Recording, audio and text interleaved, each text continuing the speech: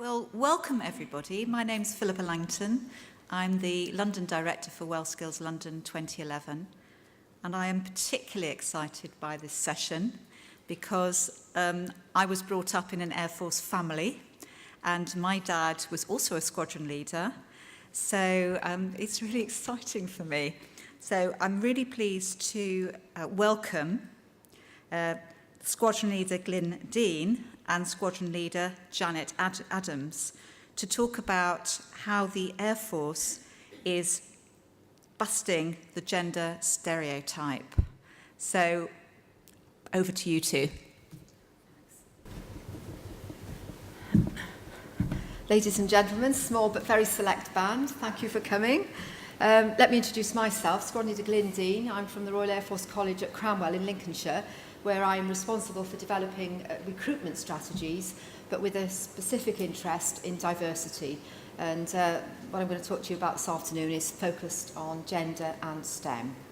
My colleague?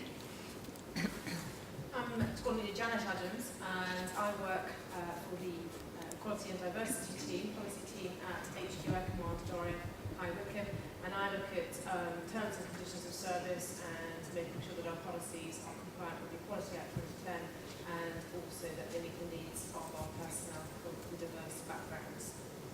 Okay, see if I can do right by pressing the right button to start off with. Aha. Now the observant amongst you will notice that that's not us. It is in fact Flight Lieutenant Kirsty Moore, who is Red 3 of our aerobatics display team, the Red Arrows, that I hope you all have seen or heard of. The other one is Flight Lieutenant Jules Fleming, who is this year's Hawk display pilot. And two good examples, really, of how we are starting to bust the gender stereotype. Quick scope in the military fashion, what we're going to talk about.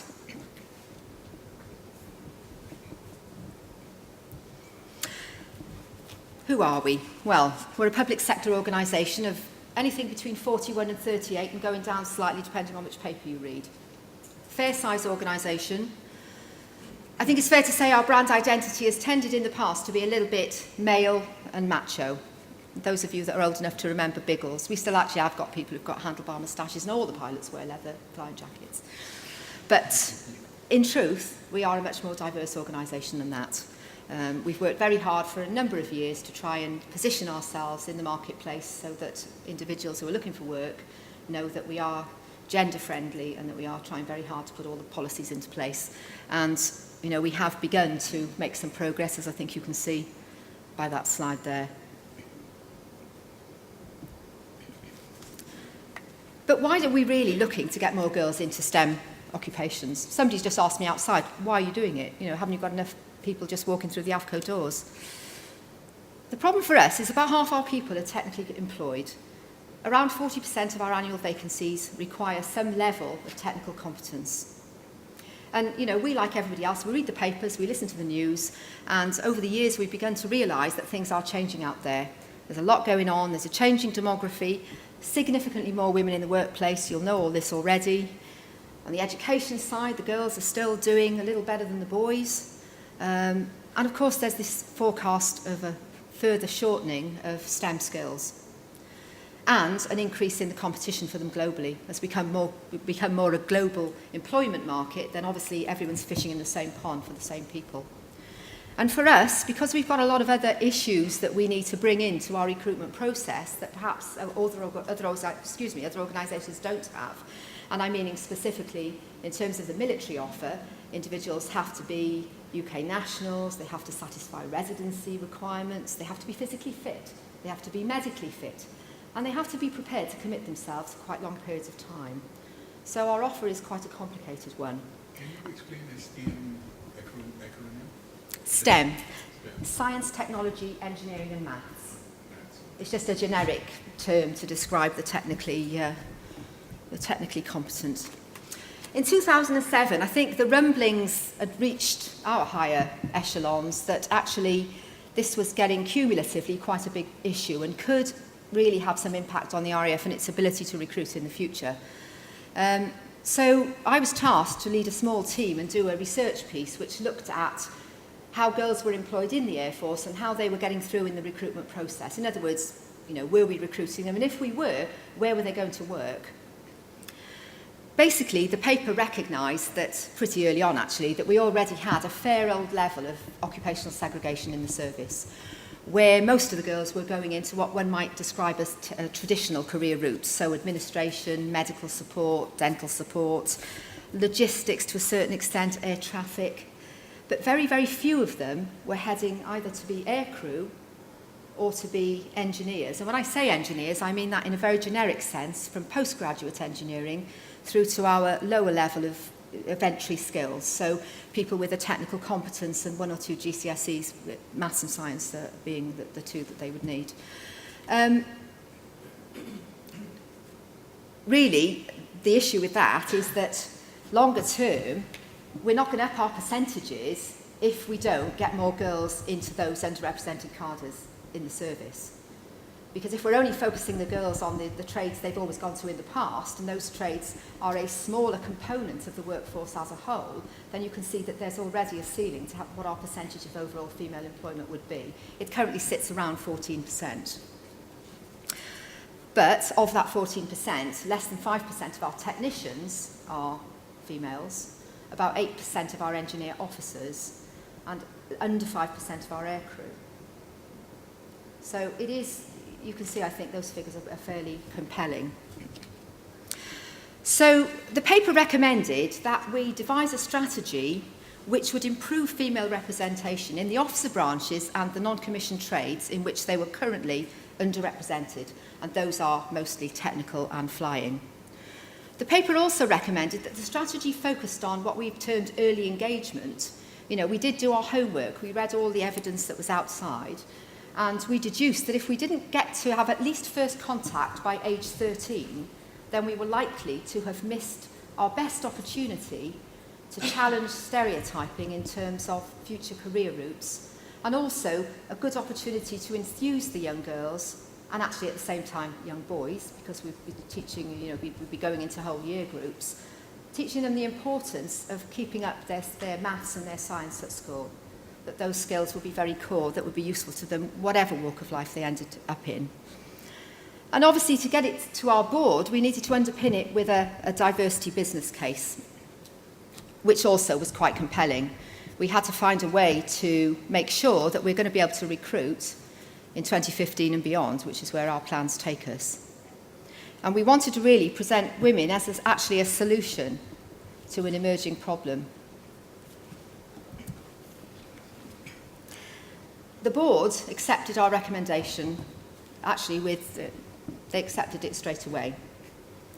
They made some additional funding available to us, a modest amount of funding, I might say, because we are part of the taxpayers' setup. It's public money. Everything has to be justified and accounted for. The value for money imperative is, and has been really, well, forever, extremely important.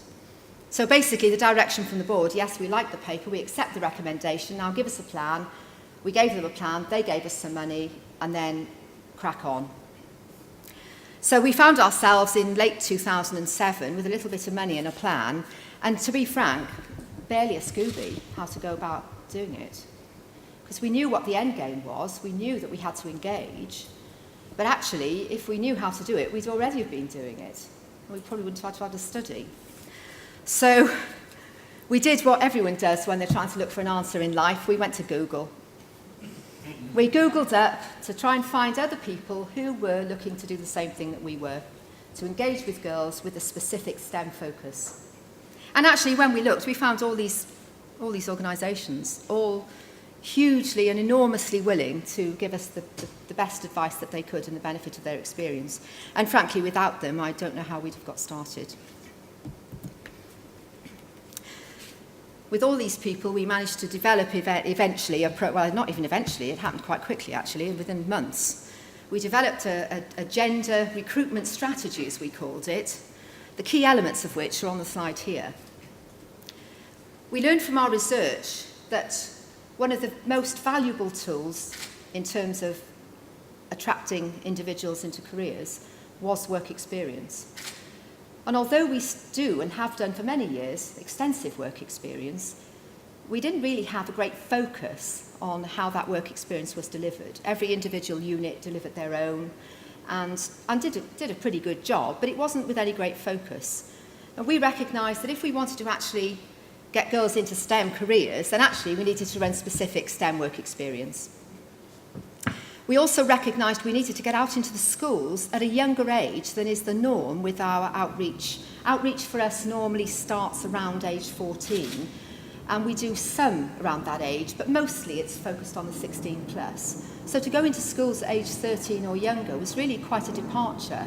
And obviously with the resource that we had, we didn't have too many people and we didn't have too much money. So we needed to try and find somebody else who was doing it and see whether we could join. And that's what we did. We found an external partner, more of which later. We also recognised that all the time we were doing this, we needed to carry the internal audience with us. The RAF audience, maybe it's not so different to others, but everyone knows everything about diversity. They've all done diversity. Janet will bear with me. They all know that diversity means treating everyone the same.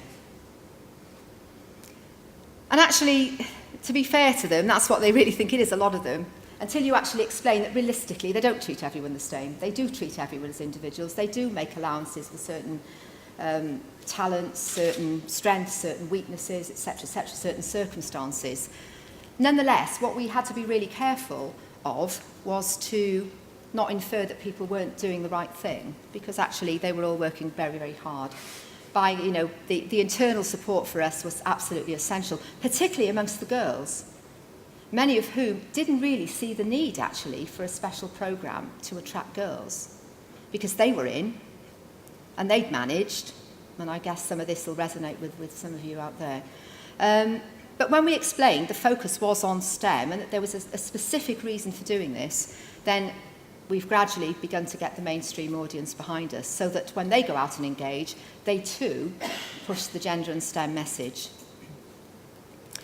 But really all of that was based on this principle of early engagement, and really key to that was to challenge the gender and any other stereotyping that we come across, and to obviously enthuse the target audience about STEM subjects and possible future careers in the RAF.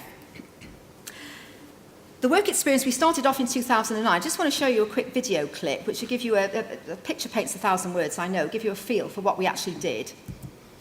Dare to be different, dare to be wonderful, dare to be happy.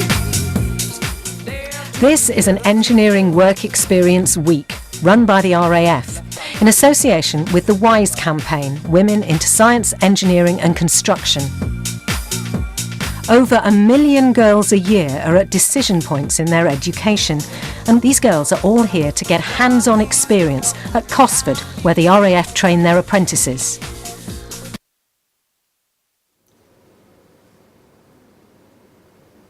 Is that it? Okay, right. That was actually part of the WISE 25th anniversary film. I don't know if any of you have seen it. There actually was an extra bit on that. There's actually an interview with a girl, but never mind, we'll move swiftly on. I pity not to see it, because she was actually rather good. In the meantime, that would be super, thank you.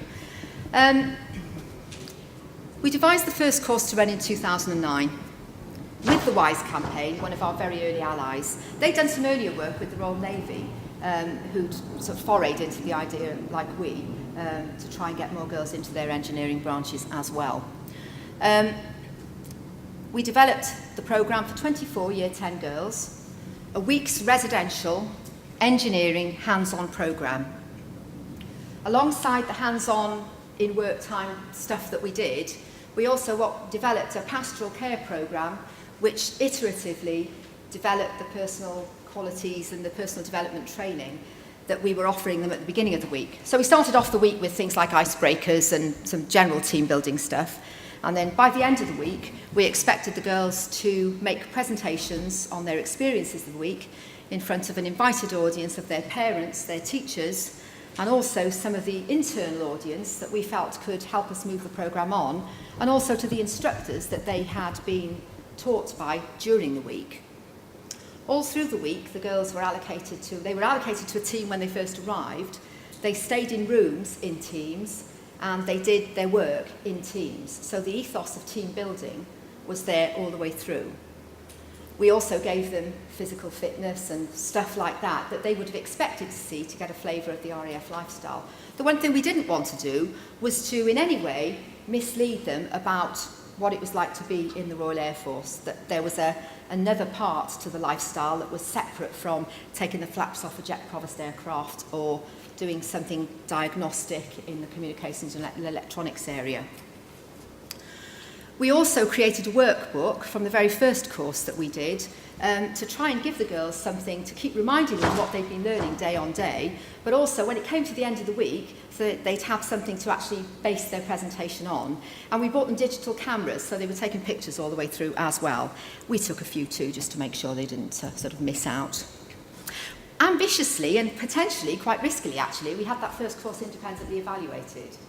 I was really naive in those days, I thought. And it could have gone really badly wrong, but luckily for us, it didn't. The reason for doing that wasn't because, we thought it was so great, we assumed that we would have a very successful evaluation.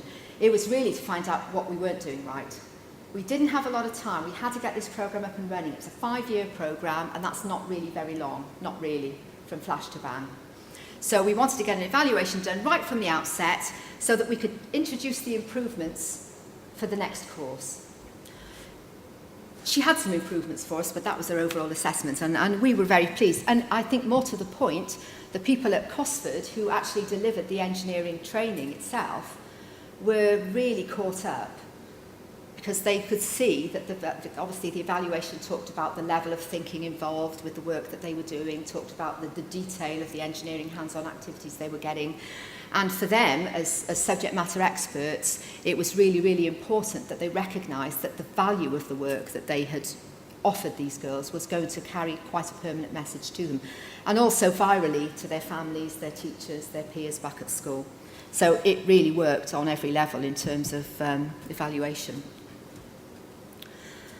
Having done the work experience at Cosford for the girls, we kind of realised that we were missing a few tricks. One of the things that we recognised was that actually we were doing quite a lot of engineering hands-on activity, and that some of it was actually based on projects that perhaps we could get them some kind of recognition for that would be useful in their portfolios when they went back to school. And also something that would give us a little bit more credibility with the schools, etc., etc. So what we did is we introduced into the programme, we improved some of the aspects of the programme to allow them to do a project embedded in the week so that they could get a British Science Association Crest Award at the end of the week. The project that we embedded was an investigate, design and build. And what we did is we gave them some theory of flight type theory lessons and some basic design lessons, and we set them the task of building a model glider with a 3-metre wingspan, which they then built and then we tested in flight. And then, of course, they had to write up to earn their Crest Awards. The first time that we did that, in 2010, the girls got a bronze Crest Award. We also recognised that the basic model, the hands-on, the personal development training that we were giving them, the sort of iterative build-up of the programme till it got to the climax at the end of the week where they did their presentations, was actually, it would hold good for more than engineering. That we could actually use that basic model to introduce work experience that was occupational based in other areas. So our first foray has been into logistics, which also has a distinct technical element to it. And we ran last year a logistics work experience course at Royal Air Force Halton for 18 young girls. I think their age group was 14. We had a couple of 15-year-olds as well who sort of crept in.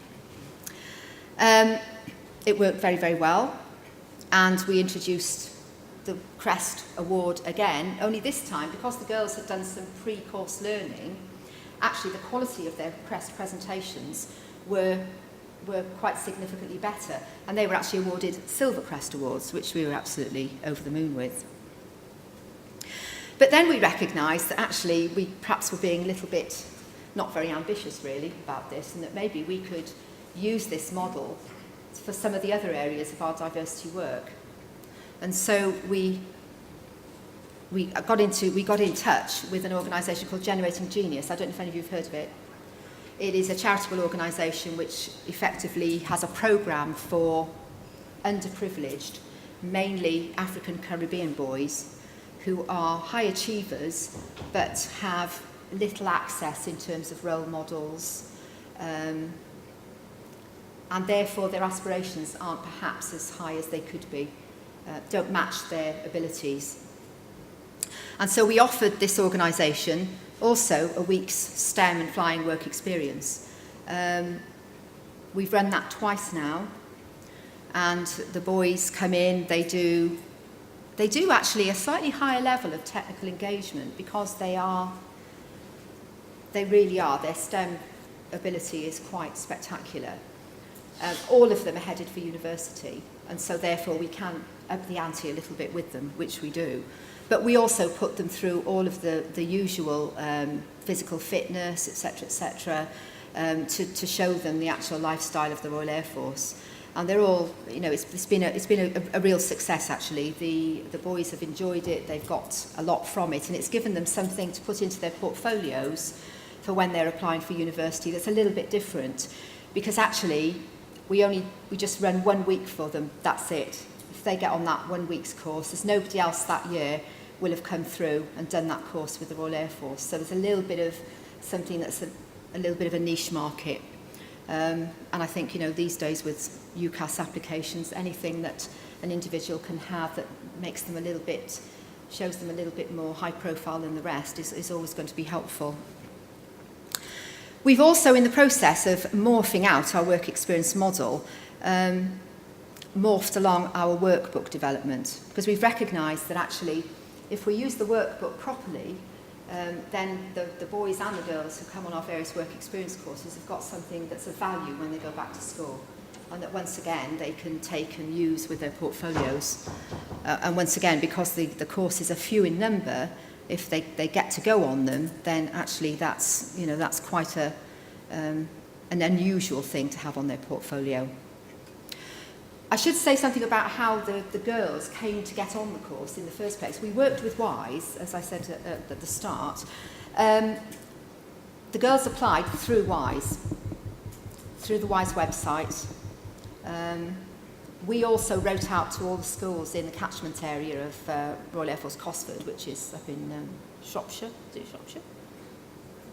Midlands, yeah, I think it's Shropshire. Anyway, and basically we took girls mainly from the Midlands, but those that came through the WISE website. I mean, this year we had 2 girls from Scotland. I think we had a couple of girls from the Isle of Wight. So they've come from all over the place. And we developed a matrix really of scoring so that with WISE, so that we could make sure that we allocated the places fairly. We set a limit on the number of girls that could come from any given school, and our matrix was not based on academic achievement, although they needed to be reasonable at maths and science if they were going to be able to actually do the engineering stuff and get some satisfaction from it.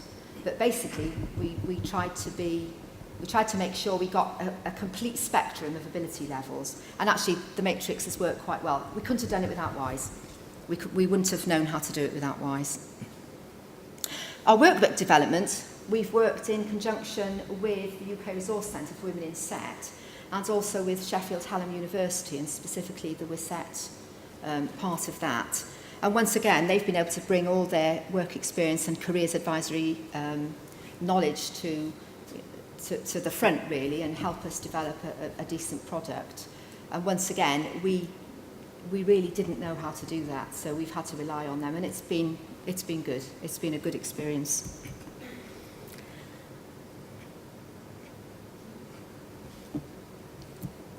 What's happened? Ooh, God, is there a ghost in the house? I got really worried there for a minute. Next steps steps with work experience, and we recognise that, you know, even these times of fiscal constraint, we are going to continue with our work experience. We see it as absolutely essential. We're going to carry on with our engineering work experience offer at RAF Cosford. We're going to carry on with our logistics work experience offer at RAF Halton, and we're going to carry on with our Generating Genius work at RAF Cranwell. Generating Genius have just introduced a programme for girls, which I believe is sponsored by Google. And we've been approached already to see if we will run a STEM experience for them at RAF Cranwell next year, and we have said that we will. And we're also just in early negotiations to try and run some joint work experience with the people that we work with on our Schools Roadshow, which is BA Systems, and also with Education Business Partnerships. On a lot of our main operating bases, I say a lot because we haven't really got that many, but you know, the ones that we have got, we work hand in glove with the civilian engineering companies. BA Systems is obviously one of the big partners. So it makes quite a lot of sense to us to have a work experience at the main operating base where we can give the girls or the boys, but it will be the girls to start with, experience of both the civilian side of aircraft engineering as well as the military side.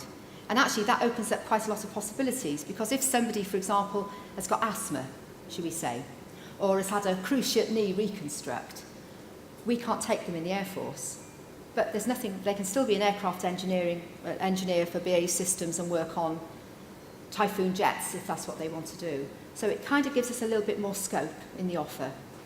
So we've just started working on that now.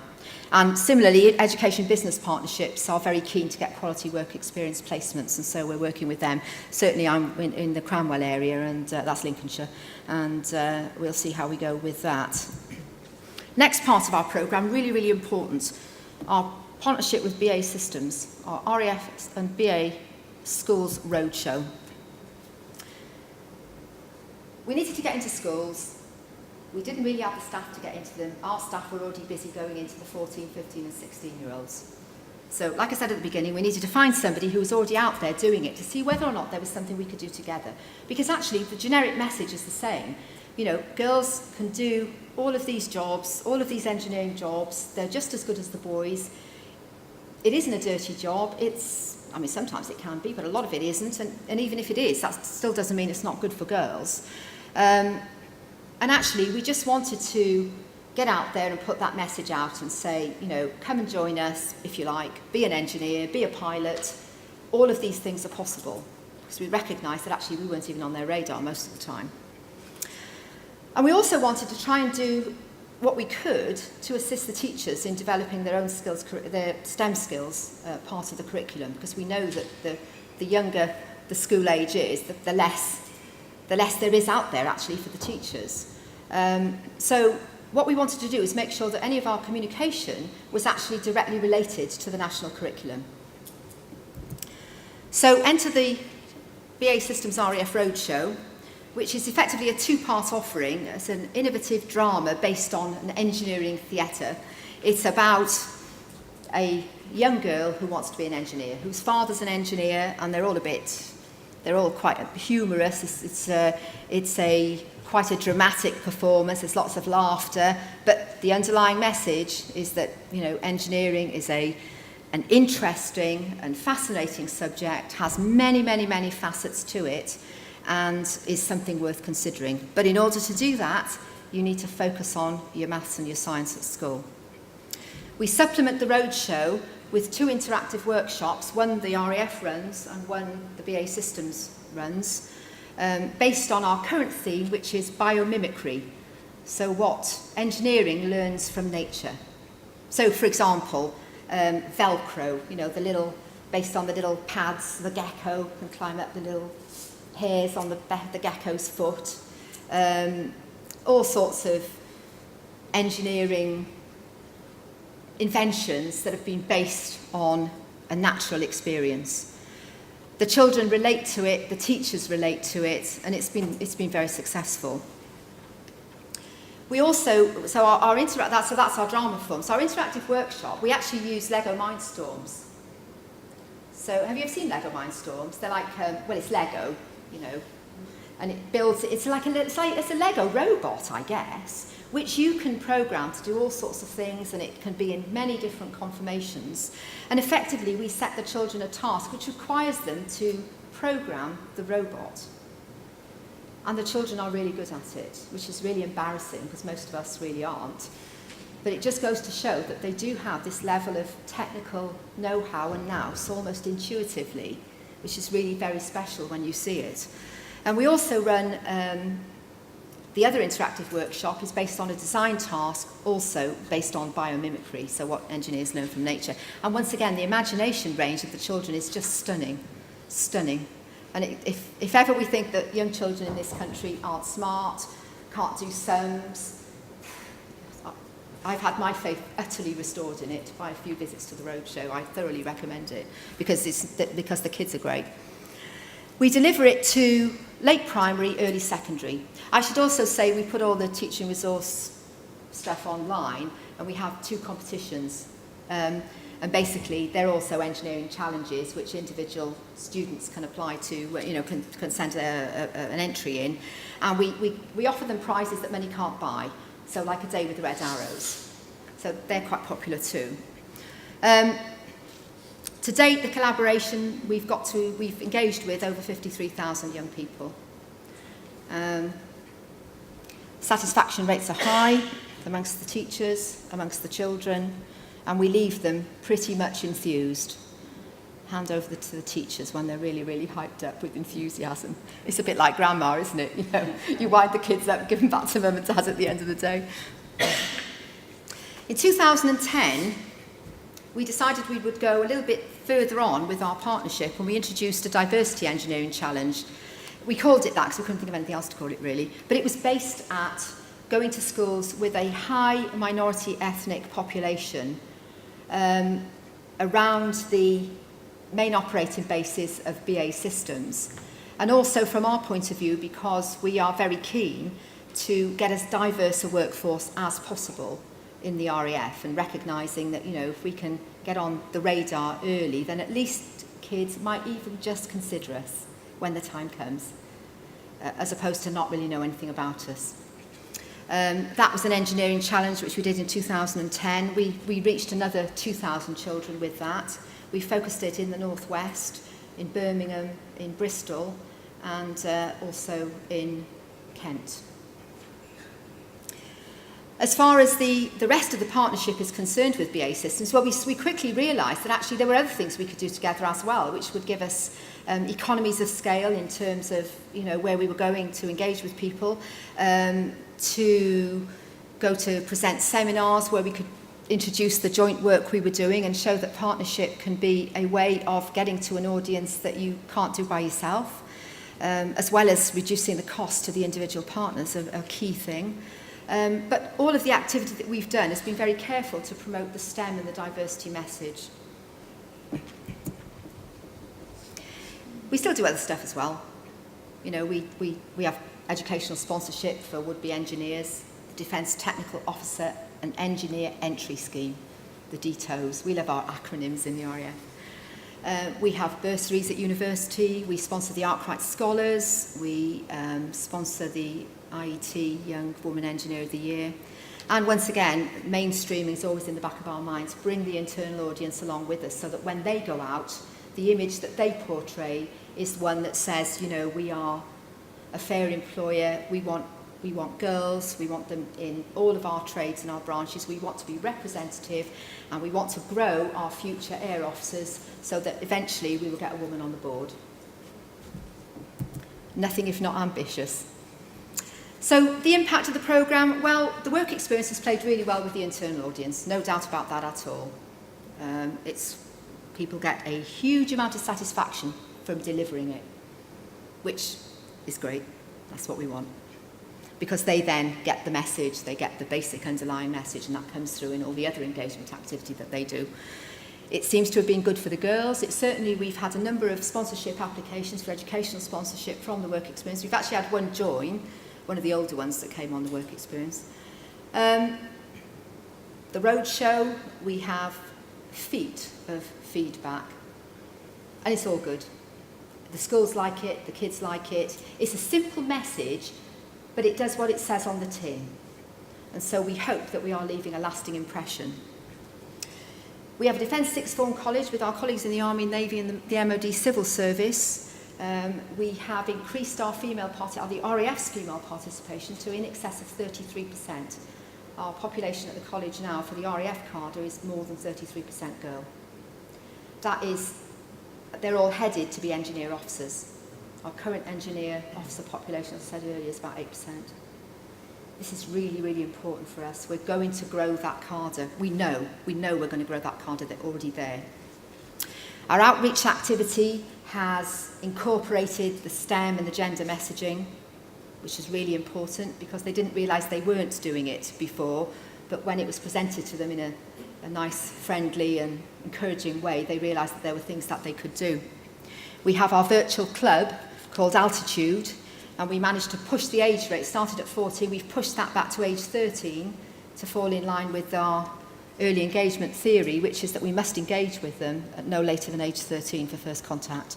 And we have significantly improved our relationship with the Air Cadet organisation in terms of diversity experience. We're helping them develop their work experience, and that is a vital part for us as well, because obviously the Air Cadets, it's a huge organisation, over 1,000 squadrons. It's bigger than the Air Force. They're very air-minded, and they need to be offered the same opportunities as we're offering to the other schools that we go to, etc., etc. But key to all this has been the organisational involvement. The gender imperative is now in all of our high-level plans, right up to board level, and Janet is the expert on this, which then cascade down, as it does probably in all the organisations that you're in, to make it so that it's not optional, if it ever was. Early engagement is accepted as a principle, and it's in part of the performance indicators that we all work to, the diversity principle. As far as events planning is concerned, then obviously we have focused on STEM events, because that's where there's a good footfall of the target audience that we want, and also of their influencers, so things like the Big Bang. And we actually come with BA Systems. We have a big joint stand, bring a lot of kit, attract a lot of attention, talk to a lot of people. Very, very useful. We also go to the clothes show. Biggest footfall of females of any of the big events in the calendar. And females who are interested in all manner of occupations. It is a rich first contact source for people who are surprised to see us there, but some of them want to be doctors, some people want to be pilots, some want to be instructional staff, whatever. It's a really interesting place to go. When we first mooted it, when our male bosses picked themselves up off the floor from laughing, basically they said, well, give it a go. And so we're going now in December, and it'll be our third year going. I recommend it because actually there's lots and lots of kids, young girls and their boyfriends and their mums and dads and all the rest of it. And whoever said that girls who are interested in technical stuff aren't interested in clothes? It's a no-brainer, isn't it? Our outreach teams have embedded in their policy the STEM imperative as well as the diversity imperative, and we're enjoying increased internal support. We're getting volunteers from our female cadre to be role models. People are effectively coming out of the woodwork to ask if they can help, which I think is a really good sign of how the culture of the organisation is beginning to understand, really at the quite detailed level, what this is all about. Partnership.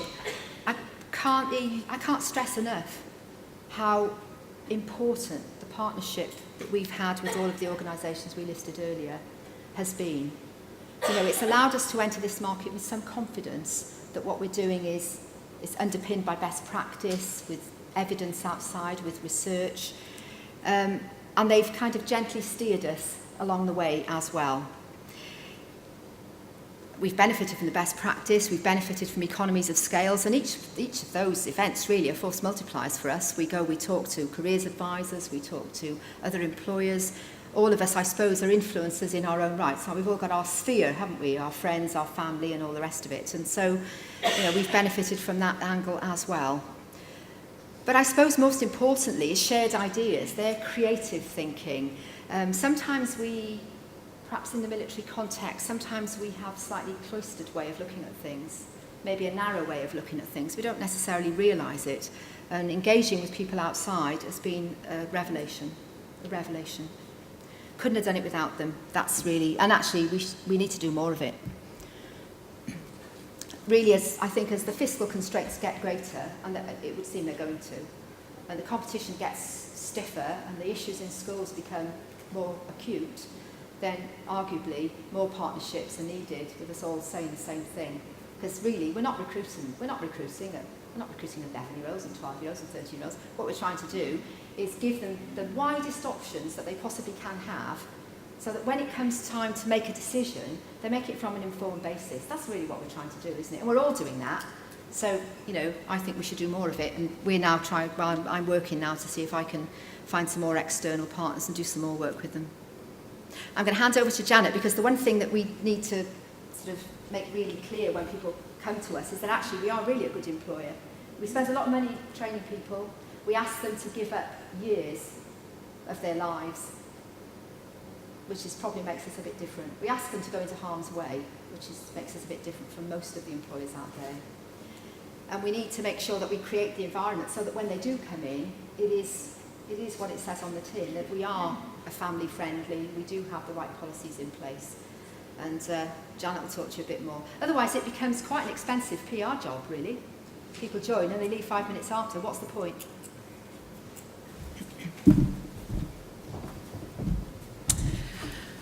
My role in the Air Force is as the SO2, squadron leader in charge of equality and diversity policies. There's myself and a warrant officer, so we're really quite busy. We're a very small team, especially when compared to our Navy and Army counterparts. The work that we do, basically, we work quite closely with Glyn and her team, but it's integral, really. We are the follow-on to the recruiting, because obviously once Glyn and her team have got people through the door, we obviously want to make sure they stay. But we also contribute to the recruiting process, because research has shown that women, people from minority groups, are more attracted to employers that are diverse, they're flexible, and that they can see that there's a place for them in that organisation. They can see role models, people who look like them.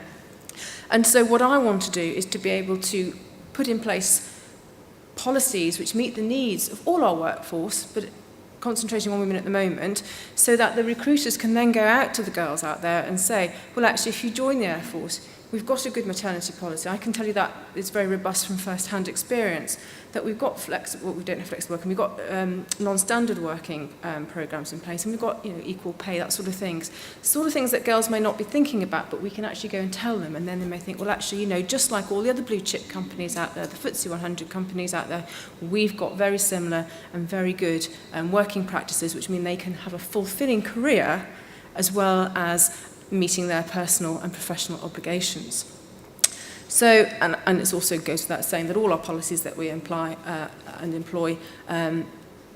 relevant to all personnel from whichever protected characteristic that they fall into.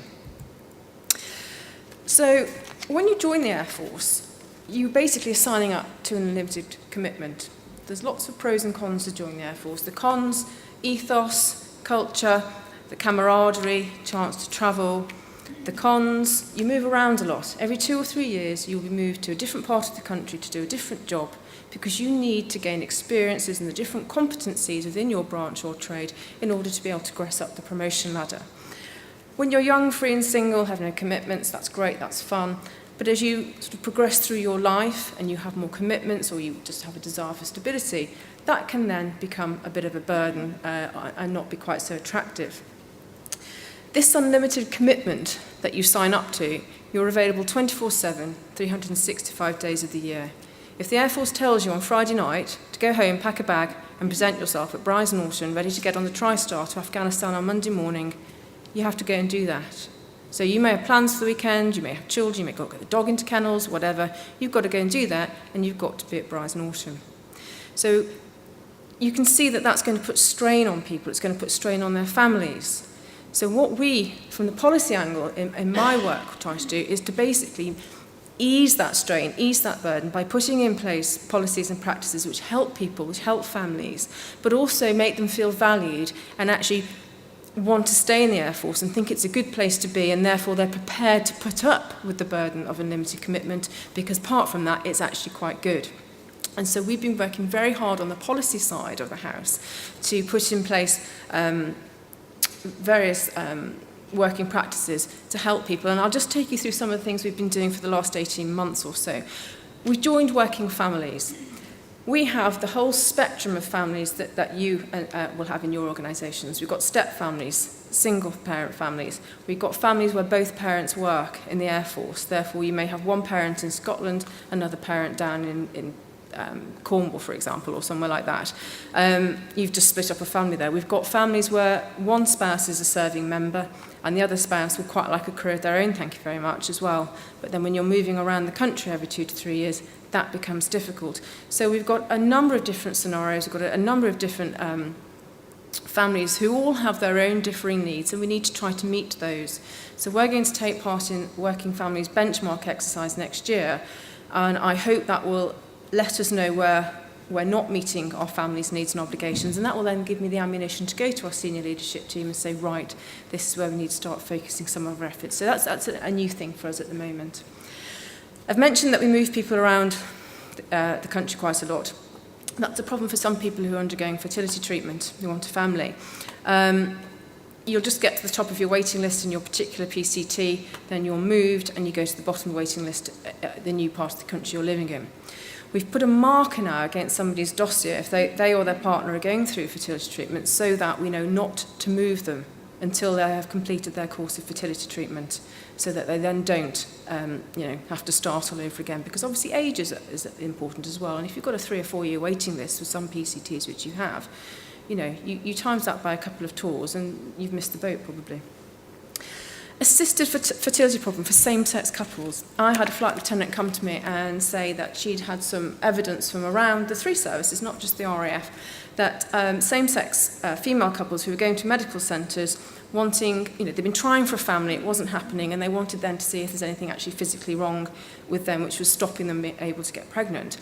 The advice that they were given follows the NHS guidelines, but wasn't being applied sensitively, practically, and taking into account the needs of same-sex couples. They were being told to go away and come back in a year when they'd been trying for a family. Well, even I, with my biology O-level, know that 2 lesbians going away and trying to have a baby is not going to work the same as a heterosexual couple.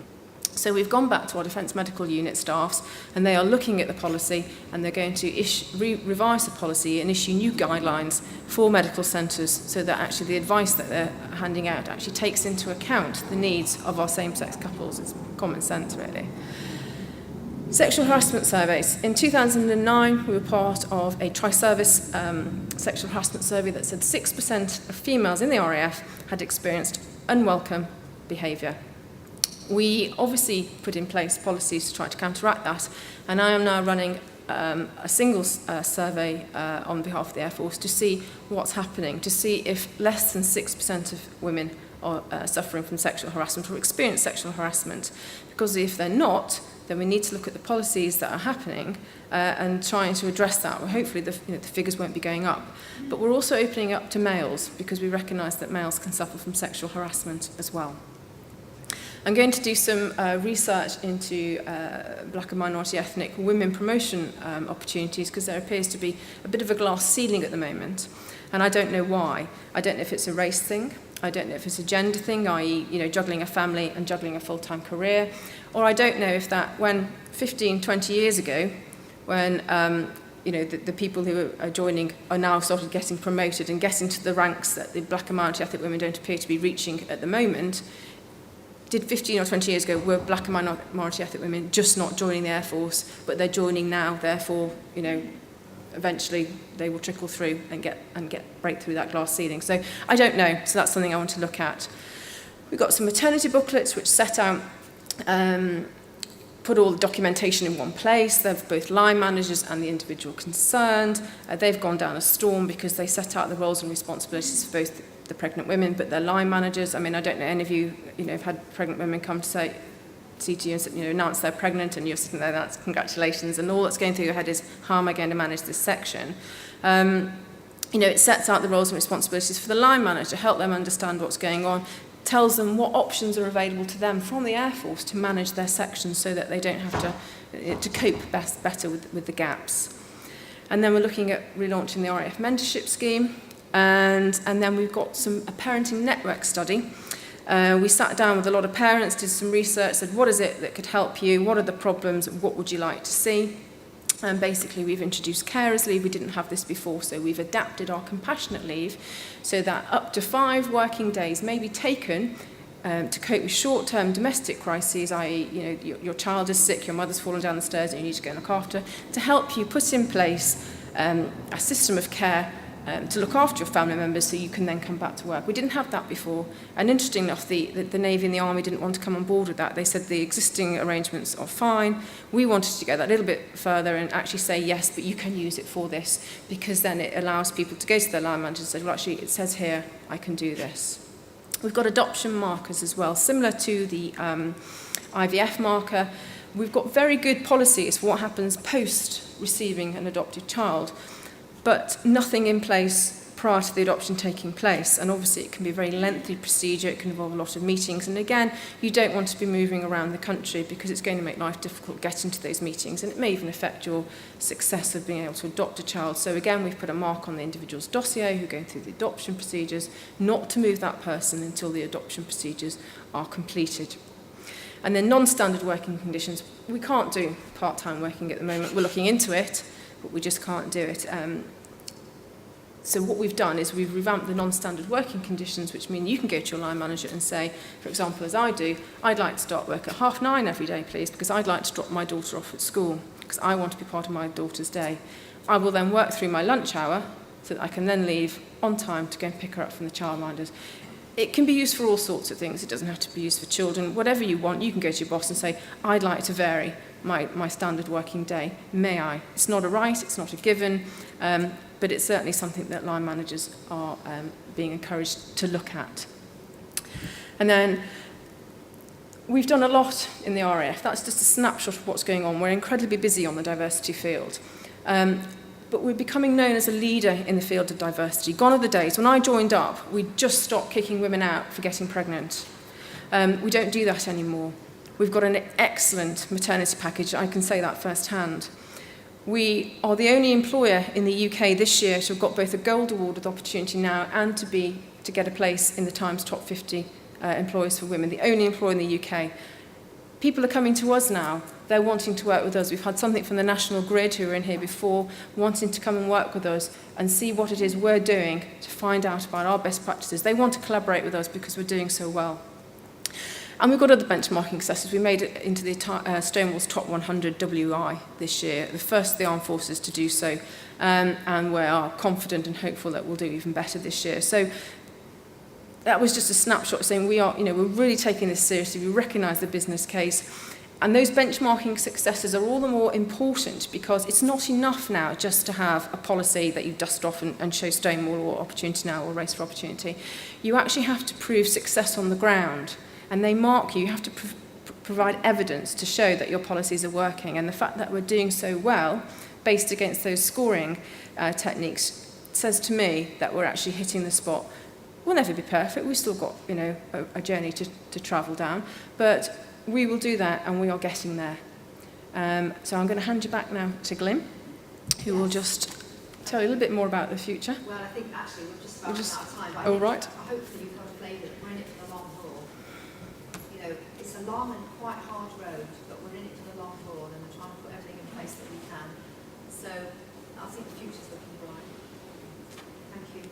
Well, thank you very much indeed. I have to say, Sorry, we didn't have time for questions. I have to say, as somebody who's done this in the Air Force throughout his life and who got his education through the Air Force, somebody who joined at 17, blessed with 14, always said to me, the thing he learned was, that's why he made me, keep on in education. But he said he got his education through the Air Force, and he would have been incredibly chuffed to hear you two today. So thank you very much indeed. And on behalf of WorldSkills London 2011, we've got these little things. I'm not quite sure what we do with them, but apart from the fact that they are wonderful, and they're just a little token of our thanks to you. And to answer questions. Yes, take it up. Absolutely. So thank you very much. But let's show our appreciation in